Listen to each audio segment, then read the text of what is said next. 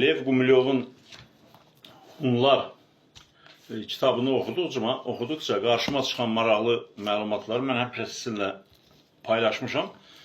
Bir də indi çoxdan qarşıma çıxan bir məlumat vardı, daha doğrusu 3 məlumat vardı, amma bir imkan tapıb onu sizinlə bölüşə bilmədim. İndi bugün o imkanı tapdım. Birinci növbədə tapdığım fakt nə idi? Burada yazır. Birincisini mən sizə deyim. Bu kitabın 78-ci səhifəsində Lev Gumilyov araşdırmacılara istinadən deyir ki, İlyada və Kalevala dastanları oxuma yazması olmayan bir xalqın, yəni türklərin ağız ədəbiyyatı idi. Yəni bunu Homer İlyadanı türklərin ağız ədəbiyyatından qələmə alıb və öz dastanı kimi, Yunanların dastanı kimi göstərir və bunu burada Lev Gumilyov öz kitabında 78-ci səhifədə deyir. Bunu keçdik. Demək, 79-cu səhifədə nə gəlir? Eramızdan əvvəl 245-250-ci illər arasında Kitayla, yəni Kitayla, Çinlə deyil. Kitay, bugünkü Çinin şimalında olan bir bölgədir. Orada ağırlıqlı olarak Türklər yaşayırlar və bugün də o elədir. Və onlar özlərini Çindən çox Türk sayırlar və Çingizidilərə aid edirlər özlərini. 245-250-ci illərdə eramızdan əvvəl, yəni 2300 il bundan əvvəl Kitay xanədanı bugünkü Kambodjaya, bu Kambodja, Laos, Vietnam, bunlar uzaq şərq olaraq göstərilir. Ondan sonra gəlir Koreya və Yaponiya. Ora öz elçilərini göndərirlər.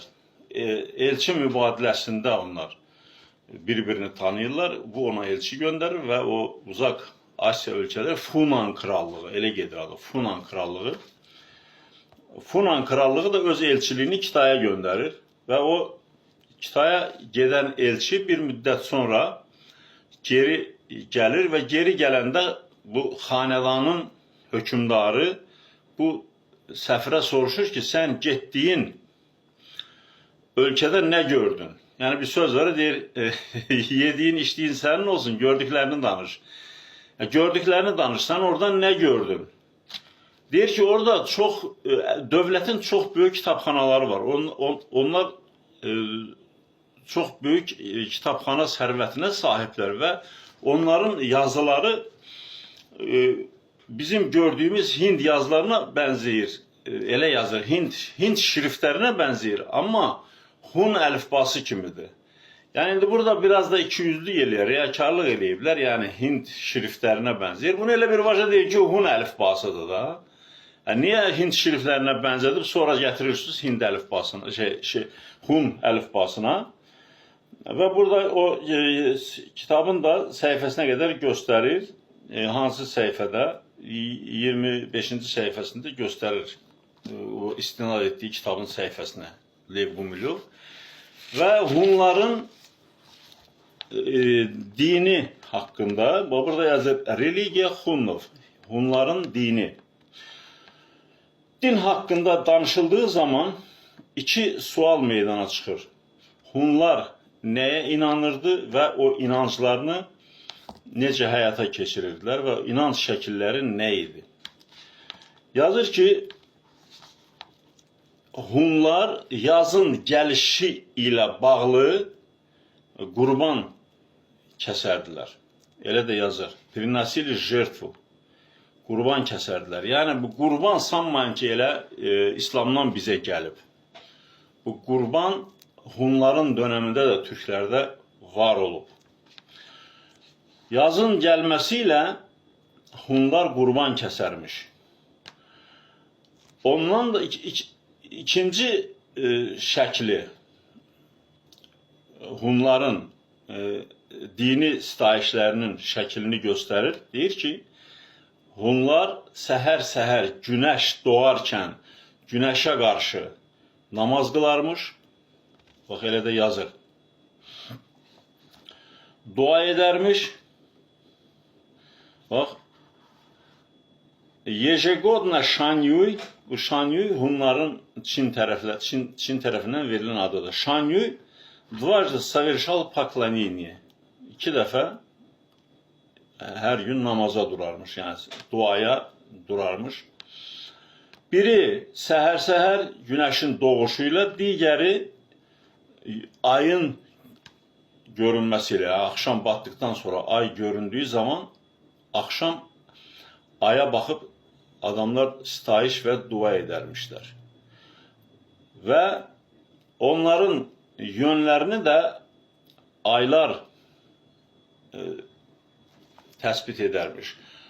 Ay hilaldan tutmuş bədirlənənə qədər hansı istiqamətə gedirsə, Hunlar da həmin o istiqamətdə sitayiş yönlərini dəyişdirirmiş. Və burada da elə yazır. Hunlar namaz qılarkən yönlərini ulduzlarla taparmış. Yəni, ola bilsin ki, ay görünməsin, ulduz görünsün. O ulduza görə sitayiş yönünü təsbit edər və o istiqamətdə də dualarını edərmiş. Bu barədə məlumat verilir və bu məlumat Hunların dövründə İslamdan təxminən 1000 il əvvəl ki dövrü əhatə edir. Yəni, bu Lev Gumilyovun yazdığı bu məsələ İslam eramızdan əvvəl 500-cü ili. İslam bizə gəlib çıxıb 7-ci əsrdə 661-dən sonra bizim bu coğrafiyada İslamı qəbul ediblər. Amma Hunların sitayişi, yəni o bütpərəst, daşa, filana sitayiş etməyiblər. Konkret olaraq günəşin doğuşunda günəşə sitayiş ediblər.